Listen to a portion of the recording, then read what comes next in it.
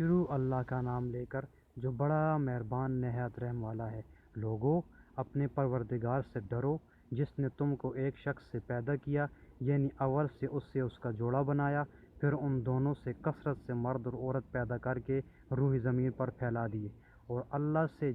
اللہ سے جس کے نام کو تم اپنی حاجت براری کا ذریعہ بناتے ہو ڈرو، اور قطع مودت ارحام سے بچو۔ کچھ شخص نہیں کہ اللہ تمہیں دیکھ رہا ہے، اور یتیموں کا مال جو تمہاری تحویل میں ہو ان کے حوالے کر دو، اور ان کے پاکیزہ اور عمدہ مال کو اپنے ناقص اور برے مال سے نہ بدلو، اور نہ ان کا مال اپنے مال میں ملا کر کھاؤ، کہ یہ بڑا سخت گناہ ہے۔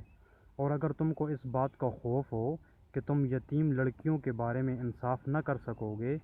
تو ان کے سوا جو عورتیں تم کو پسند ہوں، 2 یا 3 یا 4 ان سے نکاح کر لو۔ اور اگر اس بات کا اندیشہ ہو کہ سب عورتوں سے یکساں سلوک نہ کر سکو گے، تو ایک عورت کافی ہے، یا لونڈی جس کے تم مالک ہو، اس سے تم بے انصافی سے بچ جاؤ گے۔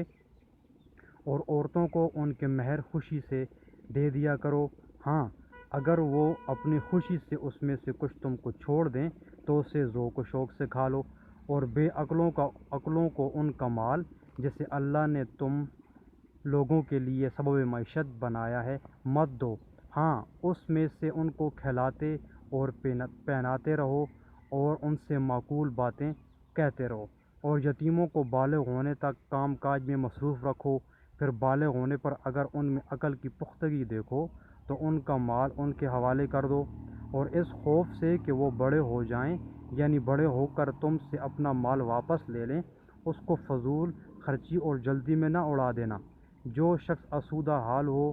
اس کو ایسے مال سے قطعی طور پر پرہیز رکھنا چاہیے، اور جو بے مقدور ہو وہ مناسب طور پر یعنی بقدر خدمت کچھ لے لے، اور جب ان کا مال ان کے حوالے کرنے لگو تو گواہ کر لیا کرو، اور حقیقت میں تو اللہ ہی گواہ اور حساب لینے والا کافی ہے۔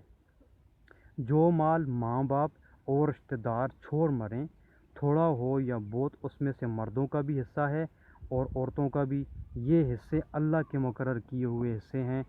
اور جب میراث کی تقسیم کے وقت غیر وارث رشتہ دار اور یتیم اور محتاج آ جائیں تو ان کو بھی اس میں سے کچھ دے دو، اور شیریں کلامی سے پیش آیا کرو۔ اور ایسے لوگوں کو ڈرنا چاہیے جو ایسی حالت میں ہوں کہ اپنے بعد ننھے بچے چھوڑ جائیں، اور ان کو ان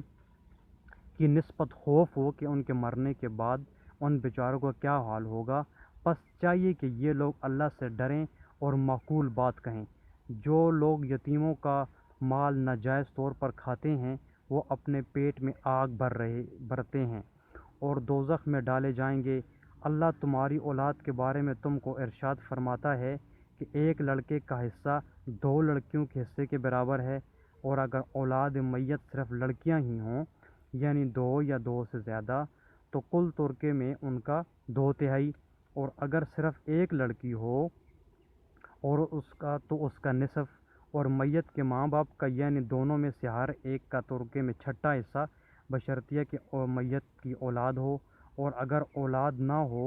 اور صرف ماں باپ ہی اس کے وارث ہوں تو 1/3 ماں کا حصہ، اور اگر میت کے بھائی بھی ہوں تو ماں کا 6واں حصہ۔ اور یہ تقسیم ترکہ میت کی وصیت کی تکمیل کے بعد جو اس نے کی ہو یا قرض کے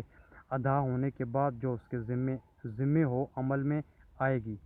تم کو معلوم نہیں کہ تمہارے باپ داداؤں اور بیٹوں اور پوتوں میں سے